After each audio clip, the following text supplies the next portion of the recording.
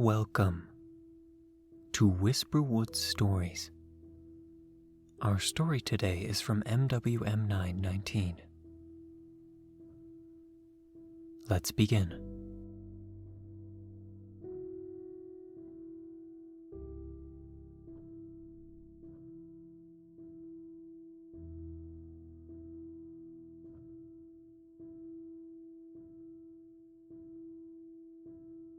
Part 1. Everyone in my city disappeared, and I am unable to leave. I am writing this about a half year since this started, I think. I lost count of the days. Anyways, there's still some electricity and running water by some miracle. And even the internet still works. Well, I should explain myself. As I've mentioned, about half a year ago, my life went down the drain. I'll tell you what happened on the first day. It was a Monday, as I recall, early hours. I woke up as usual, made myself a coffee, and browsed the news. Instagram and some Reddit on my phone. Everything seemed fine. Although I found it strange to be so quiet outside. I live in a quite large apartment complex. It was the type from the 70s or 80s, with that depressing Soviet-era design. But it was home, and the stairwell was quiet. I could normally hear the chatter of my neighbors from the other side. The walls are thin enough to allow that, but all was quiet. With cigarette in mouth and still holding my coffee mug, I opened the window to check outside. At first, I didn't notice that there was no chirp of the birds or the distant rumble of cars. I could only hear the early morning breeze swaying the tree branches in the park across the street. I peeked my head out to see the street below. No pedestrians, no one going to their cars. Strange, I muttered to myself while I checked the clock. It was 7:05 a.m. The streets would be quite filled by now. I personally didn't worry much, as I was a 10-minute drive from work. And even if I were late a few minutes, my boss wouldn't notice. As for the peculiar silence this morning, I told myself it was a slow morning today, and I continued my morning routine as usual. When the time came, I dressed up and exited my apartment. I descended the long flight of stairs. The sound of my feet hitting the steps permeated and echoed throughout the building. When I came outside, I walked up to my car, and as I was about to unlock it, I remembered. Damn it, the cigarettes. I smoked the last one with my coffee. I had to buy a new pack. I jogged to the nearby kiosk and prepared my wallet. Morning, a pack of... As I was about to finish the sentence, I looked up from my wallet and saw that the kiosk still had the shutters down. Are you kidding me? I said to myself as I looked around to see where the woman who usually worked there went. They don't have a toilet in there, so she probably went to relieve herself. I thought of going to the local grocery shop, but I seriously did not want to wait in line for one pack of cigarettes. I'll just buy them at work when I was on break. There's a gas station nearby after all. I returned to my car and started driving through the relatively narrow streets of my neighborhood. I always took a path where there was little traffic, though I had to go through a part where I sometimes get stuck at a red light, with either 10 cars in front of me or behind me, or both. Today was my lucky day, I thought. I was the only one at that part. Well, I saw absolutely no other cars on the road, actually. I found it strange, but I threw it into the back of my mind. When I parked, beside my own car, I saw only 2 others parked in the parking lot. I could almost see the question mark starting to pop up around my head. I checked my phone, and sure enough, it was Monday. Sundays are normally the time where the city is half empty. I checked the internet for further confirmation in case my phone glitched or something, and yeah, it indeed was Monday. I exited my car and entered the building in which I work. I saw that it was locked, which was strange. Luckily, our boss hid a spare key in a small hole a few meters from the door, so I managed to get inside. Lights weren't on. As I walked through the hallway, flipping the lights on, I saw no one. I went to the boss's office and knocked on the door. No answer. At this point, I started calling my coworkers. No luck. I called my boss. No answer. I called my best friend, who worked the night shift as a taxi driver, and should be heading home right about now. No answer. Maybe he had a customer. I sat at the cafeteria, befuddled. What the hell was going on? I then tried calling my parents. They always answer. Nothing. I called just about everyone I had on my phone, some of them multiple times, and no answer. I started to worry at that point, very much so. I went outside, then a thought came to my head. The police. I typed in the number for the police and hesitated for a moment. Is this an emergency? Well, I saw it as one for myself. No one is answering me and none of my coworkers came to work, nor did my boss. So it's quite an emergency. When I rationalized my decision, I clicked the dial icon and waited for a response.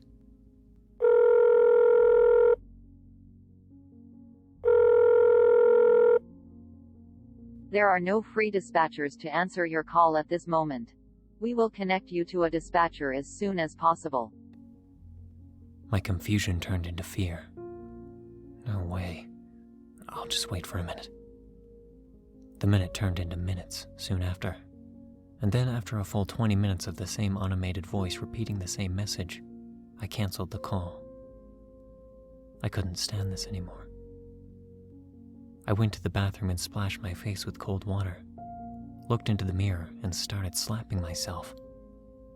You're just dreaming, man, come on, wake up, wake up. And I wasn't waking up. At that point I said screw work, screw everything else, and went to check on my parents. They worried me the most by far. As for my coworkers and my boss, they might have played a prank on me and were laughing their asses off. But I didn't care. My parents were not answering their phone, neither did the police. My pops and mom lived in a small town just outside of the city, a 25-minute drive tops if the traffic was on my side. I entered my car and started driving. No one was on the damn road. No one. Not a single goddamn car. I took that opportunity and hit the gas. As I was about to enter the highway, I slowed down, as if my body sensed something was wrong. Then moments later,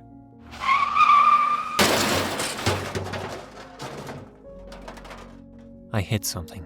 The airbags activated, shielding my face from the impact. I was conscious, thank goodness. If I hadn't slowed down, I would have been a goner. The car wasn't in a good state. I could even tell before exiting. But when I did come out, there was nothing in front of me. Nothing in front of the car. Confused, I started coming to the front to assess the damage. Then I hit the wall. An invisible wall. I fell over, and that hurt more than the crash itself. I got up and put my hands up and located the wall. I hit it with all my strength, but it didn't budge. I only ended up hurting myself even more. It was as hard as steel. Even harder, probably. It stopped my car. But I wasn't going full speed. I probably would have died if I was. Nonetheless, I still needed to find out what was going on. I attempted to start up my car again, to no avail. I had no choice but to walk. And walk I did. For more than 10 kilometers back. As I walked, I saw no one. No people, no cars, no animals, nothing. the city was completely dead and barren, save for myself. I decided to take a detour towards the center. I foolishly waited at a tram station. Like public transport would be working when there was no one to drive them. I continued walking and came to the center of the city. It was a clear and beautiful, warm day.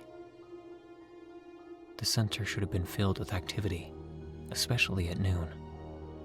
But it was as empty as the rest of the city. I came to the main train station.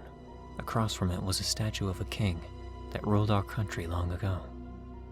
Behind the statue was a beautiful park, with a Baroque-style building, which was used as a theater.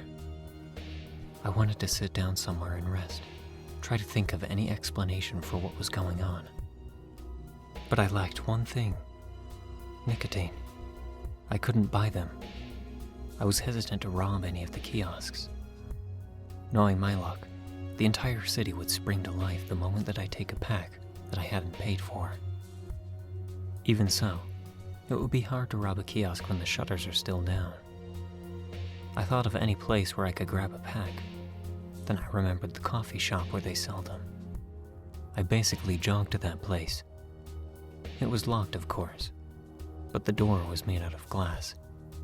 Screw it, I said to myself, as I grabbed a small coffee table from the outside terrace and threw it toward the door. The sound of shattering glass echoed through the street. It actually scared me. It was the loudest thing I had heard since I crashed. Bingo, I said to myself as I managed to force my way inside. Absolutely empty, as expected. I went behind the bar and looked for the place, and I found it. I took a few packs with me and thought, I might as well get myself a beer. I need one. And so I did. As I finally satiated my addiction, I decided to go on my phone once more, this time to the internet. The coffee shop surprisingly had the Wi-Fi still on. I scrolled through the news to see if there was any news on this situation. I did find news articles a few hours old, some even minutes old. Nothing pertaining to the entirety of a city's population disappearing and a giant invisible wall blocking the exits. Social media was active. Nothing strange. I found a live stream of a festival in the center today. Well, I was in the center. I saw the center of the city bustling with activity, music, and laughter. And I kid you not, the person live streaming past the coffee shop I basically robbed. It was packed, and the door was visibly in one piece. I stood up and went outside, only to see the empty streets that I'd been observing the entire day. I was literally in the same place where the person was streaming, yet I couldn't see him, and he couldn't see me. I tried to leave a comment or a message in the chat, but it wouldn't send anything despite me having a good connection. I had a mental breakdown, to say the least. I'll save you the details. Let's just say that the well-decorated coffee shop is trashed. After I calmed down, I decided to try and find a way to get back home.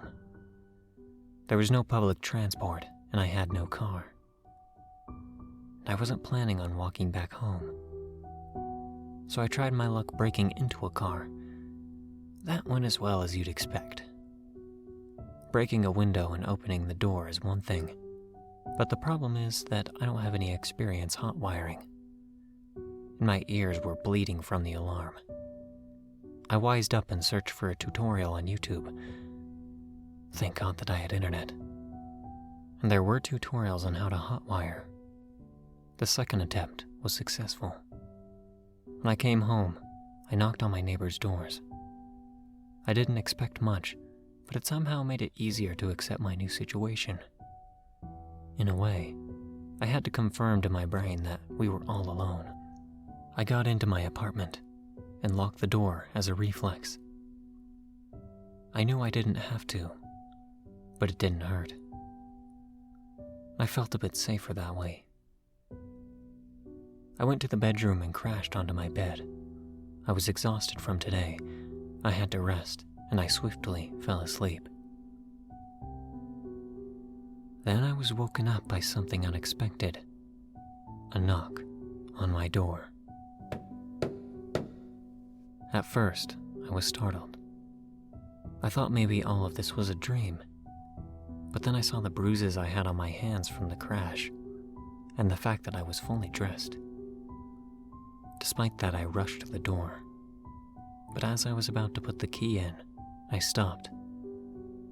I had an uneasy feeling. My body refused to follow my orders. It was the same feeling I had just before the crash yesterday. This time, I was cautious. I peered through the peephole I had on my door. At first, I saw a silhouette of a man, but when I took a closer look, the man had no visible features. The guy had no eyes or nose, nor did he have a mouth. I jumped back at that realization. A nightmare, I thought, but that was quickly followed by the thought of, how do I stop him? As he, or it, started banging on the door with its full might. The door was thick and designed to deter robbers, but I pushed a small armchair against it for good measure. He kept banging, non-stop for a few minutes.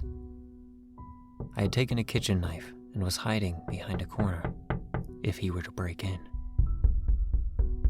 Then, he stopped. After about a minute, I decided to take a peek through the hole once again. He was thankfully gone. I sighed in relief and sat down in the armchair I had put up as a barricade. I took a look at my phone. 7 minutes past midnight. Geez, I didn't sleep long.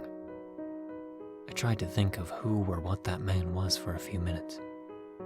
I laughed at myself at the absurdity of the situation.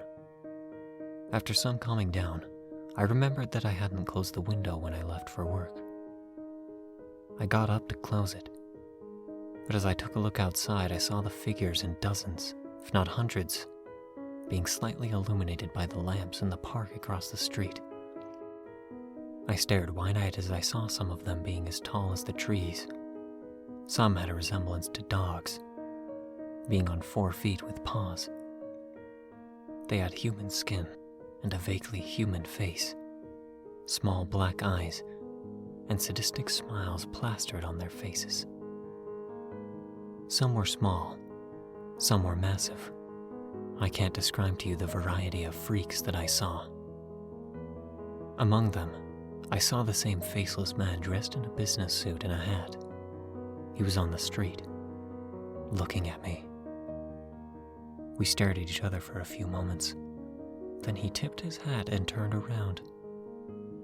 I exited my fear-induced trance and tried to hastily close the window. Before I could do that, a massive hand grabbed my arm. I tried to wrestle free, but the grip was too strong. It tried to pull me out of the window. I saw that it was a creature with a thin body and disproportionately large arms and head. Its head had the smile and small black eyes. The bastard climbed the building and was now staring into my soul. Before it could throw me out, I managed to grab the kitchen knife that I had put on the table next to me. I slashed at its massive hand. It let out a demonic shriek and nearly deafened me. I thrusted my knife towards its head. In its attempt to evade my attack, it lost grip and fell down to the street. I closed the window, though I could see hundreds of those creatures swarming the entire entrance of the building. The bigger ones waited outside, presumably guarding the streets if I managed to escape. There was no escape. I couldn't go out the window. I lived too high up, and even if I were to survive that fall, those big bastards were waiting outside, and God knows what else. I heard dozens of footsteps rushing up the stairs. I reinforced the existing barricade as much as I could. When I turned back to my window, I could see a hand with an eye on its palm on the window. They were watching. I closed the blinds and turned off most of the lights in my apartment. I could hear them banging on the door. I couldn't believe that my door could withstand such a beating. It withstood for hours. I hid in my closet for the time being, clutching my knife. Then the banging suddenly stopped.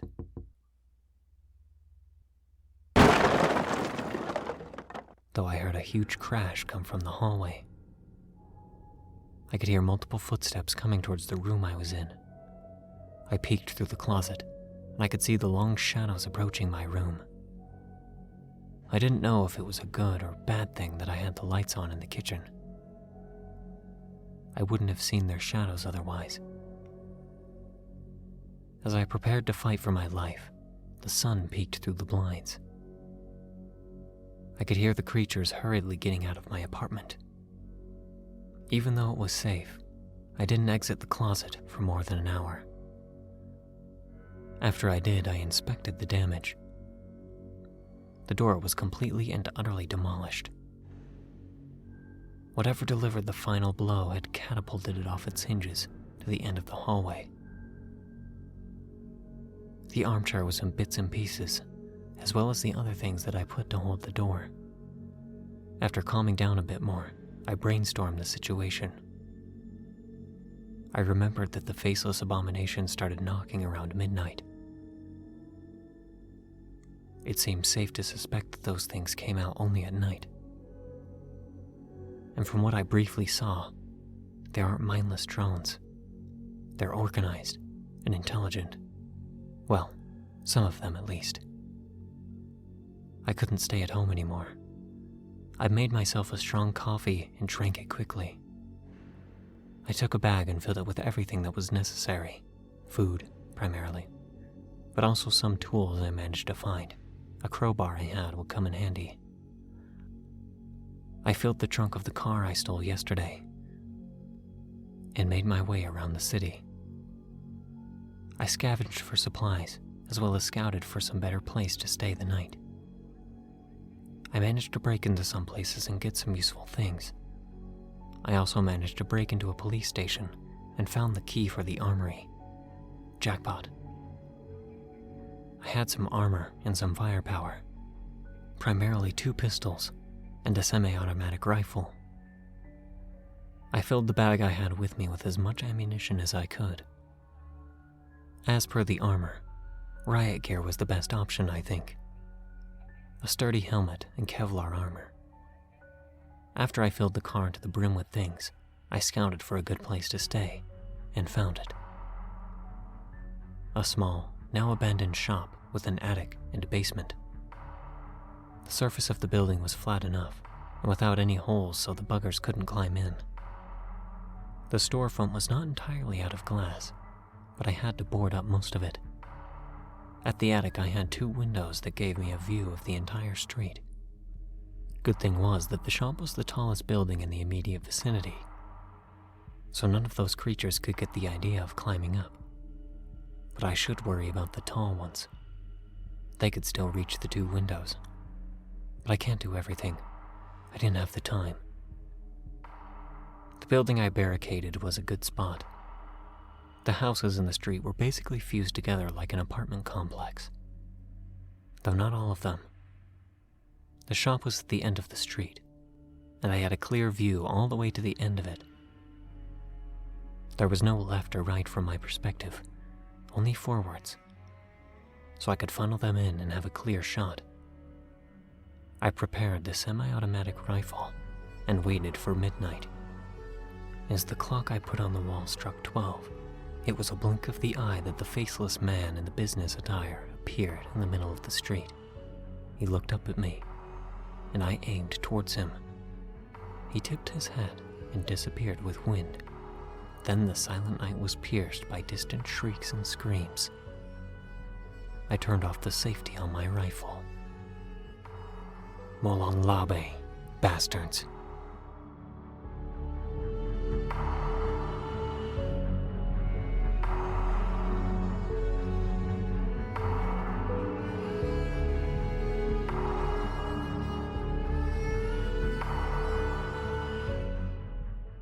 Thank you for listening to Whisperwood Stories. If you enjoyed, don't forget to comment, like, and subscribe down below. Do you have a story that you'd like me to read here?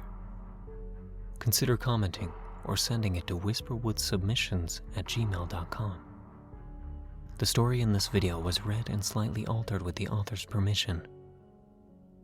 Thank you again for listening, and be sure to check out the original Reddit post. Don't let the shadows get too close.